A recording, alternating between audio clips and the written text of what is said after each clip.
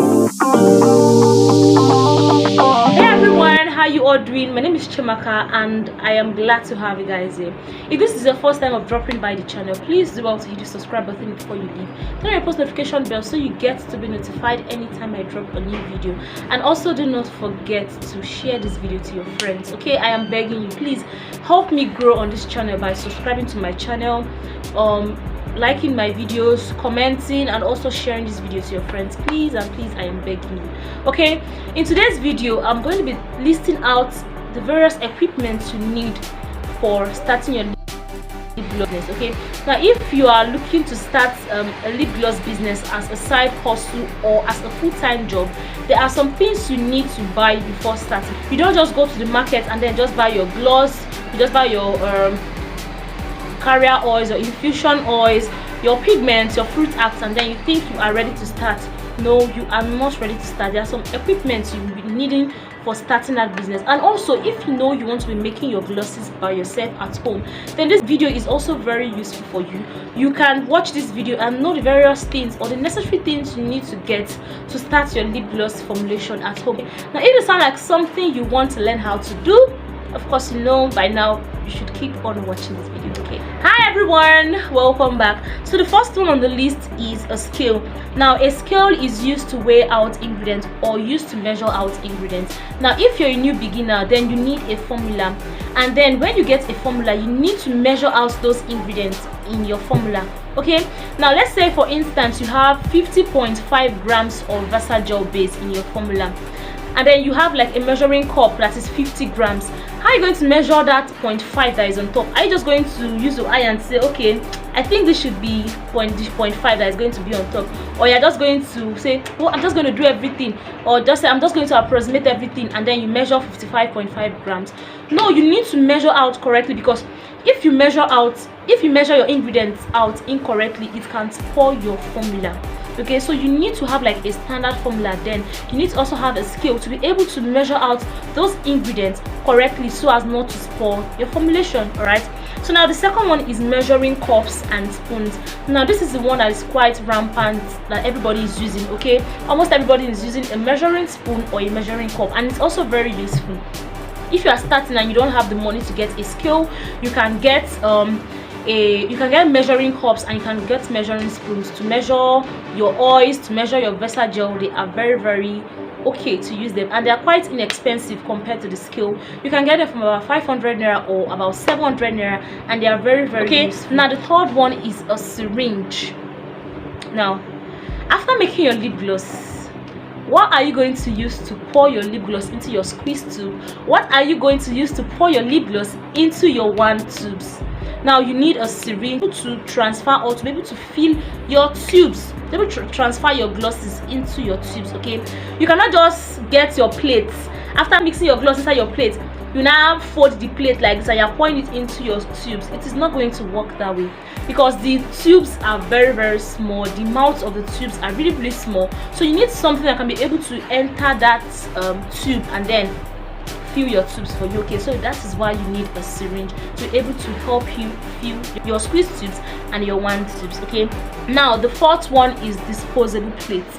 Now I know a lot of people that actually use stainless plates, plastic plates, ceramic plates.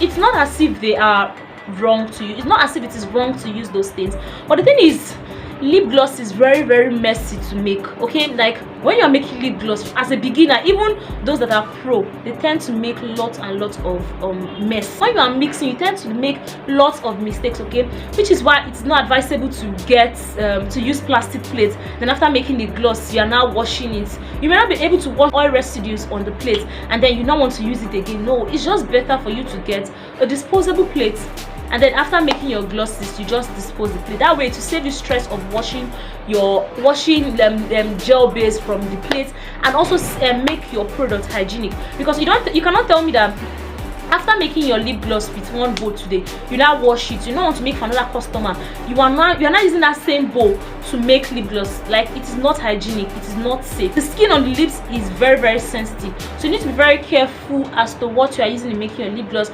From your ingredients to your materials to your surroundings, everything needs to be clean. Okay, your surroundings need to be clean, as well as your bowls, needs to be very clean. The bowls you are using in mixing needs to be very clean, which is why it's advisable to get a disposable plate or a disposable bowl, so that when you finish making a particular order, then you just dispose it. Now the next one is gloves. Now I think I've seen this a lot on Instagram. Okay, now whereby a vendor is making products for her customers, and then there is nothing protecting her hand.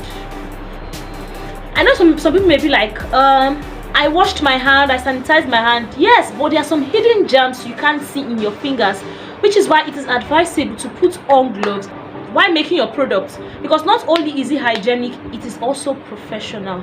Okay, now the next on the list is a spatula. If you are thinking of starting a lip gloss business, or you want to be making your own products at home, then you need to get a spatula. That is what you are going to be using to stir your product. A lot of people actually use spoon. It is okay, but me, I like using a spatula. It's just a matter of preference, what you feel like using, what you prefer. So I prefer a spatula to a spoon. You can use a spoon, you can use a spatula, so far it gets the work done, so far it stirs your base for you and mixes up everything. It's fine.